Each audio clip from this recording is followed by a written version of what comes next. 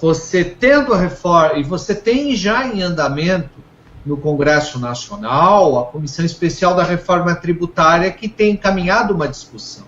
Eu acho que dessa vez a possibilidade de passar a reforma tributária é muito grande, a reforma fiscal, pela face tributária, da obtenção de recursos. Entendo. Por quê? Porque hoje Professor, você tem centralizada no Congresso. Só me dê um segundinho, entre parênteses aqui, eu recebo agora a informação de algumas pessoas que já estão nos acompanhando, e elas são mais de 20 pessoas já, algumas delas reclamando que o nosso áudio estaria com defeito há uns instantes atrás. Nós já corrigimos esse problema, então a partir de agora a gente também tem esse problema de áudio resolvido. Para quem não pegou, nós estamos conversando aqui com o professor, mestre e doutor Fábio Pugliese, professor da nossa UDESC, e falamos especialmente das reformas fiscal e também, é óbvio, da reforma previdenciária, que é alguma coisa que preocupa a todos. O Congresso está debruçado sobre isso, o presidente Temer está temeroso de colocar isso em votação, e o professor estava explicando a sua tese de que era mais importante ter uma discussão e uma votação de uma reforma fiscal e tributária do que a previdenciária. E, inclusive, do ponto de vista político até, esta reforma tributária teria até mais facilidades de aprovação e abriria uma esteira importante para a reforma previdenciária. Nós vamos alongar esse tema aqui, vamos explicar melhor. Professor, me perdoe, eu acabei lhe interrompendo, quando o senhor, então, defendia a necessidade primeira de se ter uma discussão tributária do assunto. Eu acho que tem, porque você já tem encaminhado dentro do Congresso, e dessa vez, diferente do que aconteceu das outras vezes, tinha a Comissão da Reforma Tributária na Receita Federal, Comissão da Reforma Tributária aqui, etc, etc. Dessa vez você tem uma comissão só no Congresso Nacional. E então me parece muito mais interessante avançar na discussão do que está sendo proposto.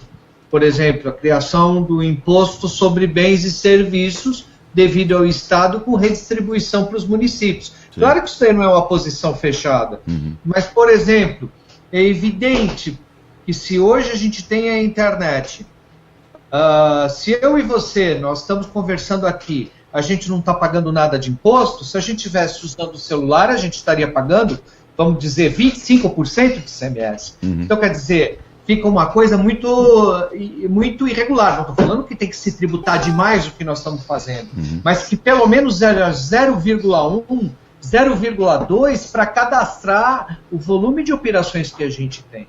E aí você tem uma sustentabilidade do sistema. Então, deixa eu entender, o senhor está falando, a grosso modo, de aumento da tributação? Não, mais imposto ainda? Eu acho que antes de tributar para valer, você tem que ter um cadastro, você tem que ter uma base, um volume, saber qual é o alcance daquilo, o volume daquela riqueza que se pretende exigir uma parcela.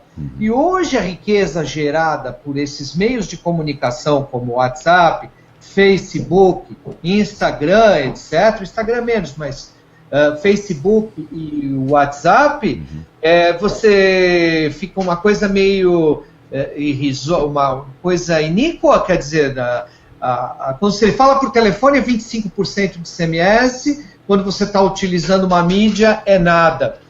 Então, quer dizer, e é uma riqueza social que está sendo gerada. Claro. Então, quer dizer, o Facebook não é tributado, e a TIM é tributada. Entendo. Quer dizer, o senhor acha, então, se eu entendo, é que a tributação é alta no Brasil, mas ela é mal cobrada, é mal direcionada. Sem dúvida. A base é mal. E outra coisa, não é porque eu estou começando pelo tributo indireto que deve se restringir isso, né? Você tem que considerar a tributação pelo imposto de renda. Sim. E a tributação pela propriedade. Hoje a gente tem coisas assim extremamente iníquas. Eu vou te dar um exemplo.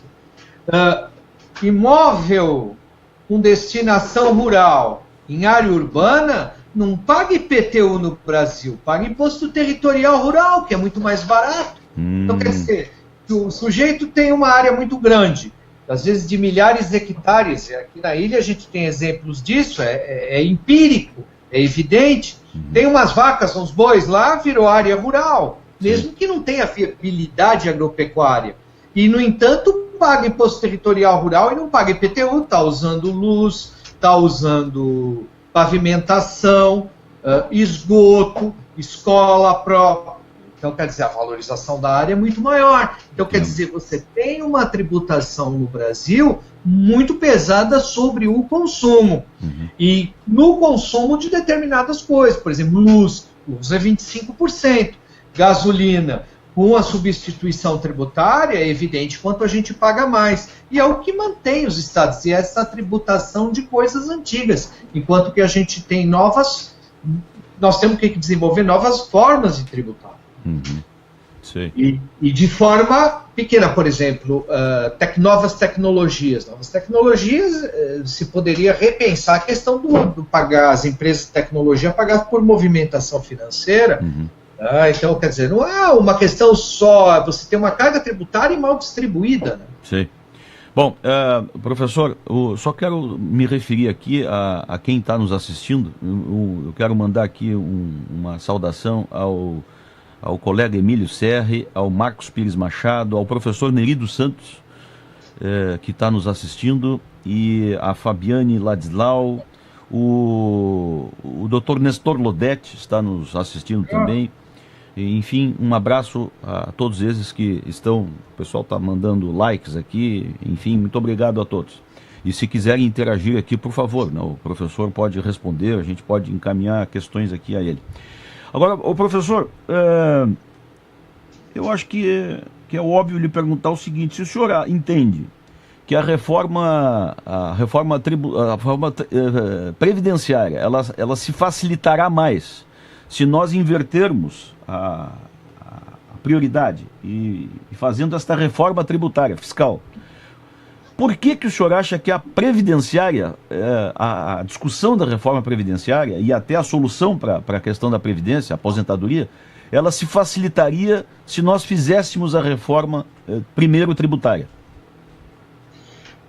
Bom, porque primeiro você enfrenta a questão previdenciária a partir do custeio. É muito mais simples você avançar na discussão de uma reforma previdenciária a partir do custeio do que do ponto de vista da despesa. Porque quando você vai ter a racionalidade, a racionalização da despesa, quando se trata de previdência, por questões históricas, que não vem ao caso a gente discutir agora, você envolve a questão técnica, que é extremamente complexa, a política, que é quem vai pagar a conta. Nós estamos no day after de um julgamento histórico. Quer dizer, a política, nós estamos com uma interrogação, né, na corrida presidencial. E três, a questão emocional, né, porque hoje as pessoas, os laços de segurança social, familiares, se esvaneceram, as pessoas jogaram para o Estado questões que antes eram assumidas pela família, que é a questão dos idosos. Então, isso tudo gera uma discussão de surdos. Se a racionalidade política é baixa, a questão da Previdência é baixa. E outra coisa, virou uma questão de idade da Previdência. Quer dizer, uma discussão, na minha opinião, simbólica, porque não vai resolver. Se você vai colocar 30, 60, 30, você pode resolver 2 anos, mas não vai resolver o problema. Quer dizer, você vai diminuir a dívida pública. E outra coisa, se o aposentado pensa que ele está salvo, é aquilo que eu te falei antes. Por exemplo, nós temos na Argentina, os aposentados desde a década de 90 da Argentina pagam 20% do que recebem, retido na fonte. Por quê? Para manter o sistema. A nossa seguridade, ela não é atuarial, ela tem um sistema solidário. Essa informação é importante que o senhor acaba de dar, talvez a maioria não saiba disso. A Previdência, por conta de uma reforma que já aconteceu por lá, a Previdência Argentina, o aposentado recebe a sua aposentadoria, mas ele continua recolhendo. Retido na fonte, como é o caso do nosso servidor público federal inativo, que o que ele recebe acima do teto é retido na fonte também. Entendeu? Isso será uma consequência, por exemplo, deste projeto que está aí em votação. Exato. Não, eu acho que mais que tem que alertar. Esse governo tem alguns meses só ainda.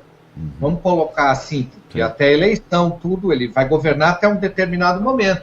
O sucessor, ele sempre vai ter essa carta na manga. E do ponto de vista brasileiro, já tem esse precedente no Supremo Tribunal Federal que autoriza que, como a Previdência, ainda que eu discuta isso, eu não concordo com isso, porque isso é uma fraude no sistema, evidentemente. Sim. Mas o Supremo já decidiu nos servidores públicos federais. Sim. Tem um precedente. Então, amanhã, você fala, tudo bem, eu garanto a minha Previdência e eu quero manter a minha aposentadoria e eu não quero aumentar o pagamento de contribuição. Ou então, eu aceito, enfim, amanhã pode muito bem ser retido uma parcela daquilo que você está recebendo de benefício para manter a Previdência, porque o sistema é solidário, ele não é atuarial como uma empresa de seguro, né? Sim. A empresa de seguro, você paga um prêmio, um dia vai receber.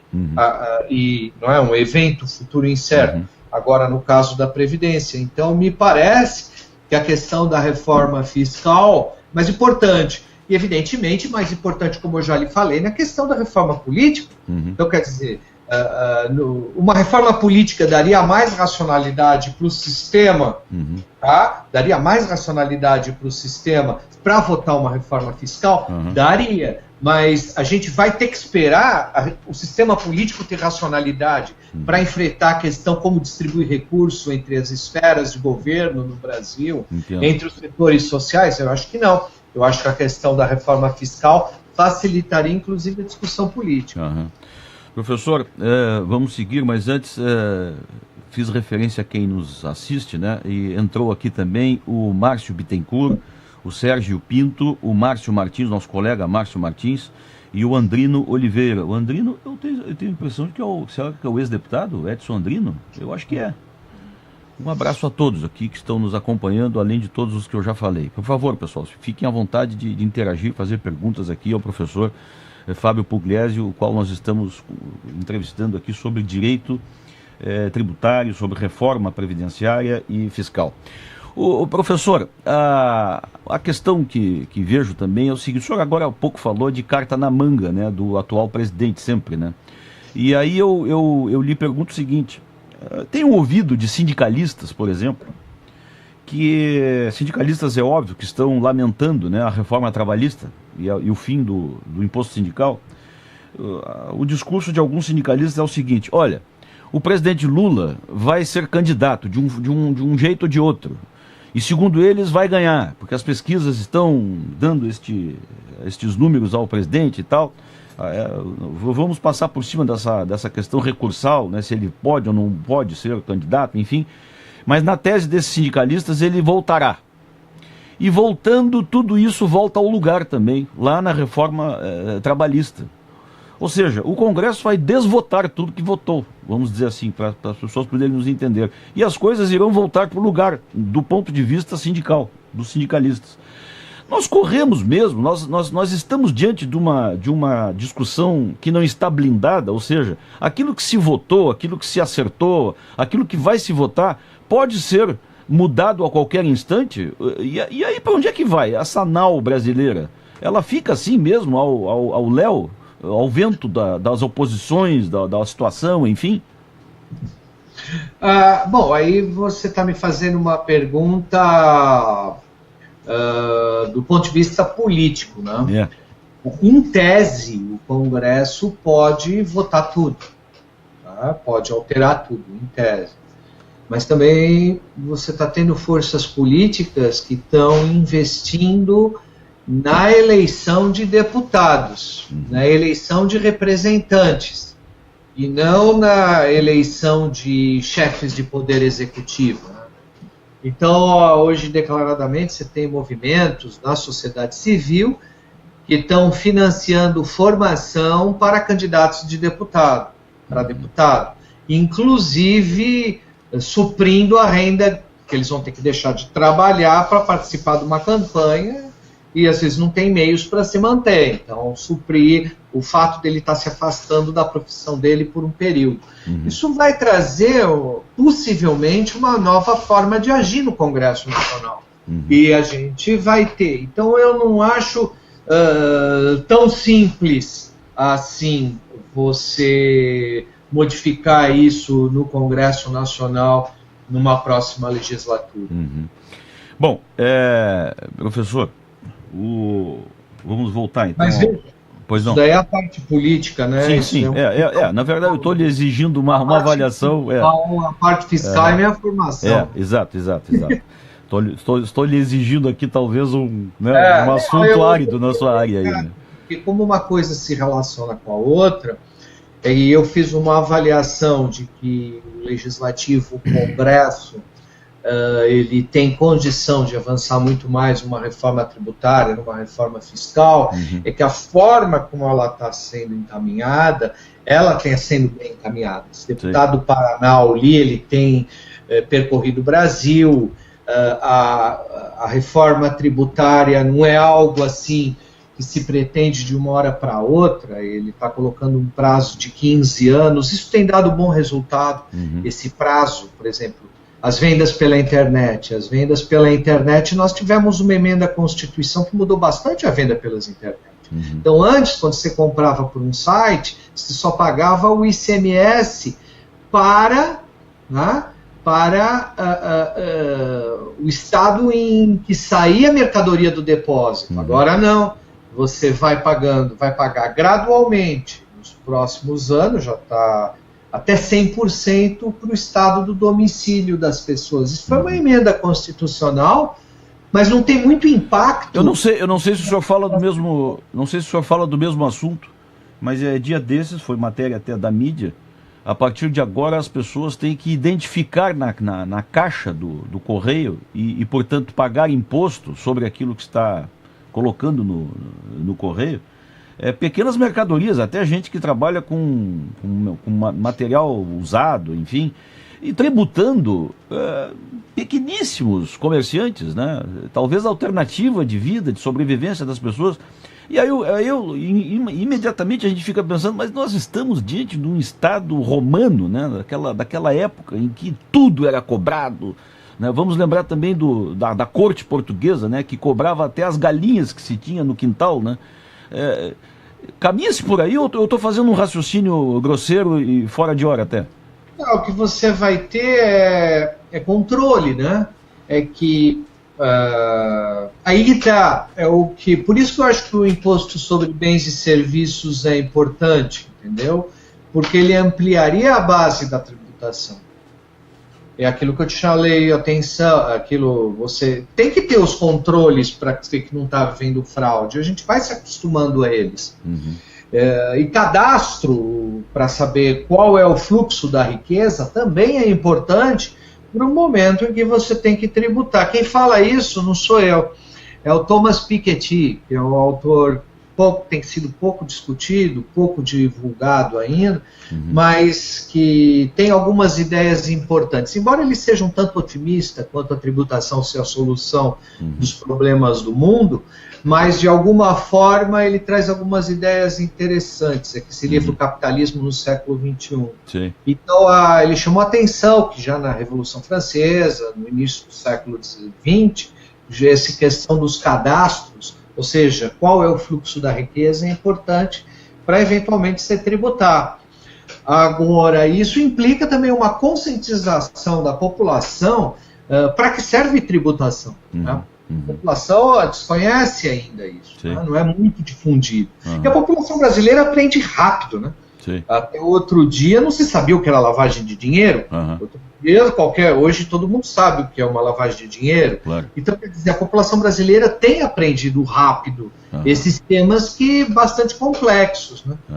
Então, eu insisto, a questão no Brasil passa por essa obtenção de recursos. Eu acho que a possível conformação que a gente vai ter no Congresso Nacional já olhando para 2019, vai dar meios de fazer uma reforma fiscal, e eu acho que da forma como está sendo conduzido, por isso que eu insisto, é importante, se conseguiu centralizar toda a questão da reforma nessa comissão especial presidida por esse Auli, deputado Auli, que tem toda uma formação, foi secretário da Fazenda, tem uma formação na área, eu vi já vídeo dele, ele tem conhecimento, a questão é consistente, e ele coloca a questão em nível de tempo, quer dizer, 15 anos, 10 anos, como esse exemplo que eu te falei das compras pela internet.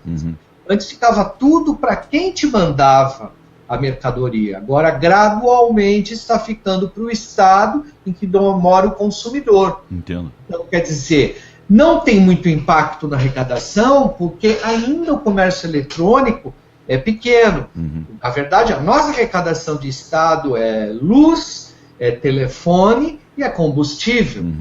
O resto nós estamos falando 25%, 40%. Sim. Mas passa também por um processo de conscientização da população, de onde vem o tributo, para onde vai o tributo, em que medida é justo, que não é analisado do ponto de vista da despesa. Então, quer dizer, eu insisto, né, existe a possibilidade, eu acho que até esse momento político que a gente está vivendo, esse grande ponto de interrogação, que não deixou de existir depois da eleição de ontem, né? Da votação, do julgamento de ontem, né?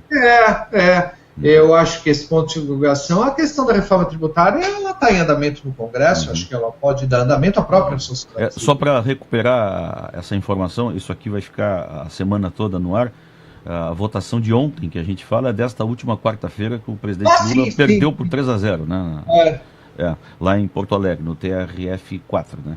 Bom, professor, para finalizar, o senhor chegou a falar lá no início da nossa entrevista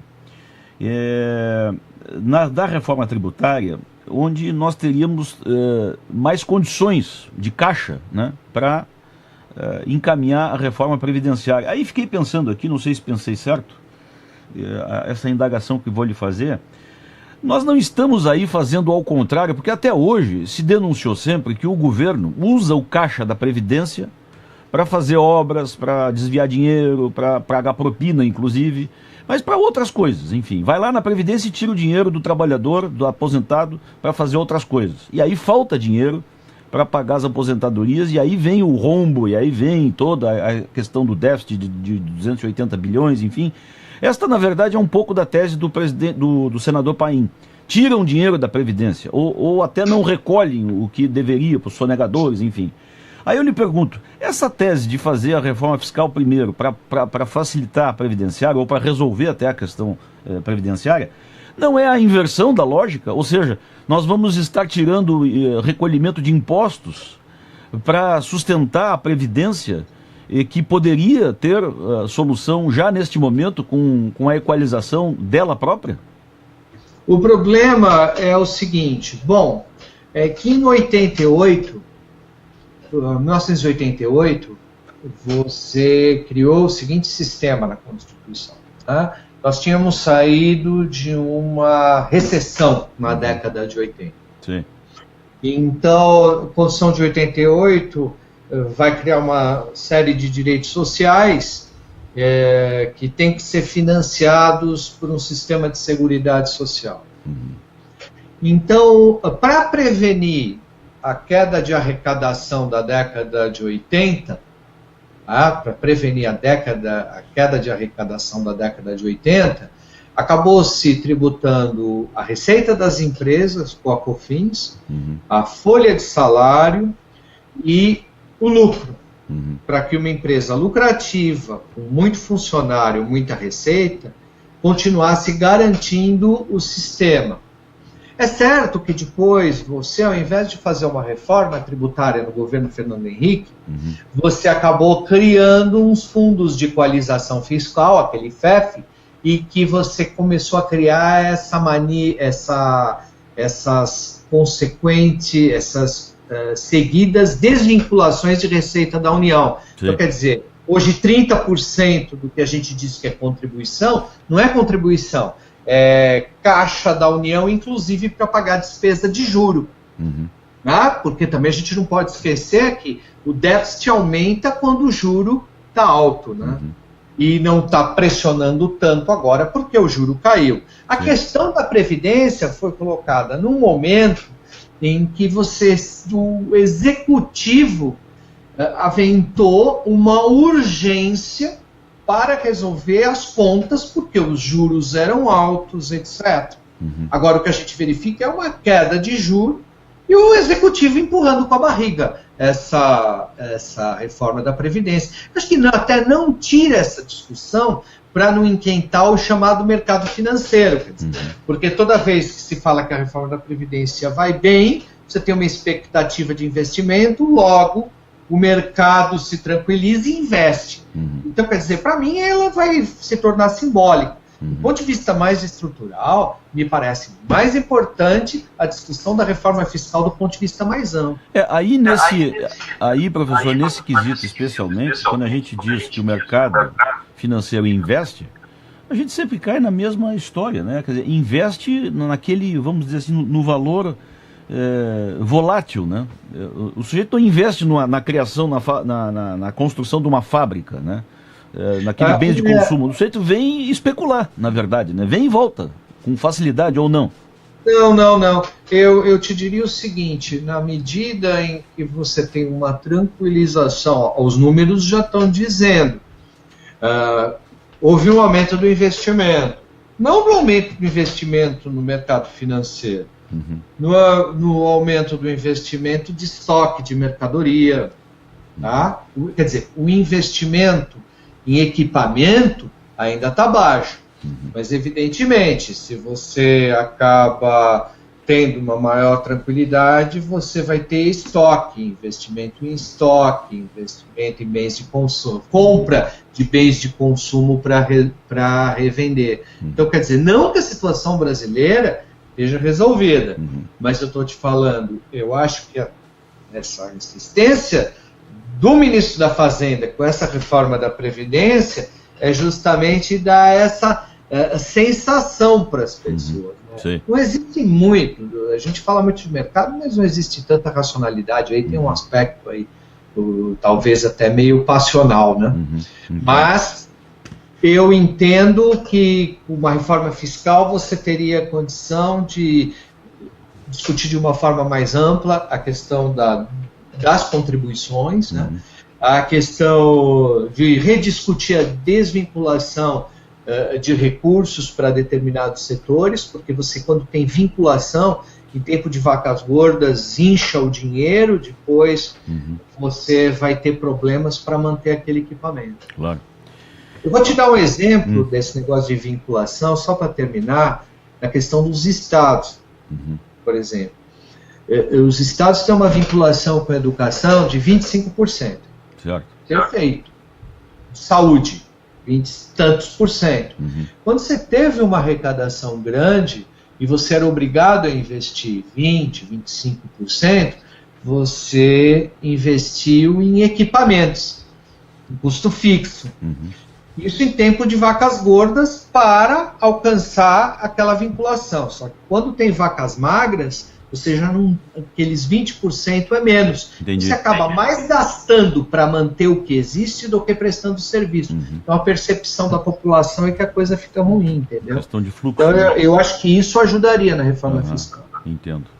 Bom, eu acho que começamos a discutir coisas interessantes aqui. Professor, eu quero lhe agradecer muito e eu acho que esse é só um início aqui de papos, né, sobre essa questão importante.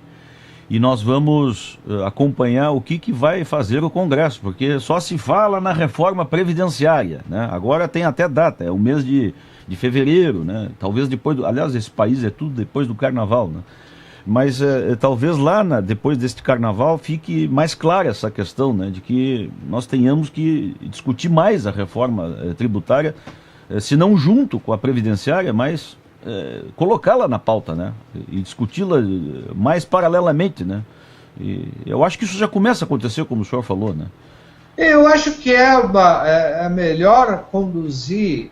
Eu acho que a questão da reforma tributária e da reforma fiscal é consenso de todo candidato quem for eleito sabe que não vai conseguir governar como espera com uma reforma tributária nesses termos, e não mexe com o sistema político diretamente. E essa questão da reforma tributária, eu acho que hoje é uma discussão simbólica, sinceramente. E tem esse risco de ser tributado aposentado. Tá certo. Professor, muito obrigado, viu, pela sua atenção. Obrigado pela atenção, obrigado a todos os ouvintes, um grande abraço para você. É uma honra conversar mais uma vez com vocês e estamos à disposição. Tá certo. Em outra oportunidade, e essa oportunidade vai ser logo, a gente volta a conversar para sempre atualizar o tema. Muito obrigado, viu? Muito obrigado, então. Até logo, Marcelo. Um abraço. Um abraço. O professor Pugliese, Fábio Pugliese, professor, advogado, professor da nossa UDESC aqui, mestre, doutor, enfim, homem que estuda o assunto, conhece o tema e que nos trouxe a possibilidade aí de ampliar esse debate. Está aí, ó, uma opinião interessante, né? Não é a Previdência que está apenas em discussão. A questão tributária, fiscal, ela vai junto e talvez até tenha que puxar a discussão previdenciária. Tá bom? Muito obrigado a todos. Esta foi mais uma entrevista aqui da RDA Brasil. A gente volta ao tema, volta com outros assuntos, como sempre a gente faz por aqui. Se você gostou da entrevista, compartilhe com o seu amigo, faça também a incorporação, assim, você clica ali em cima, na setinha, e você pode incorporar esse vídeo aqui na sua conta de Facebook. Deixe aí um like, como a gente diz, né? Eu não gosto de usar essas palavras em inglês, mas enfim, diga ali que você gostou, compartilhe isso com seus amigos, faça isso aqui, esse fórum de discussão crescer, porque na verdade é nós que estamos crescendo, debatendo isso de uma forma livre, com a verdade colocada aí nas mídias e nas redes sociais, tá bom? Muito obrigado, isso tudo agora vai lá para o portal da RDA Brasil, o nosso portal é o rdbrasil.net, esse é o endereço da RDA Brasil, mas também por aqui no Facebook, no Instagram, no Twitter, a gente pode ser também acompanhado por você, tá bom? Muito obrigado, até a próxima.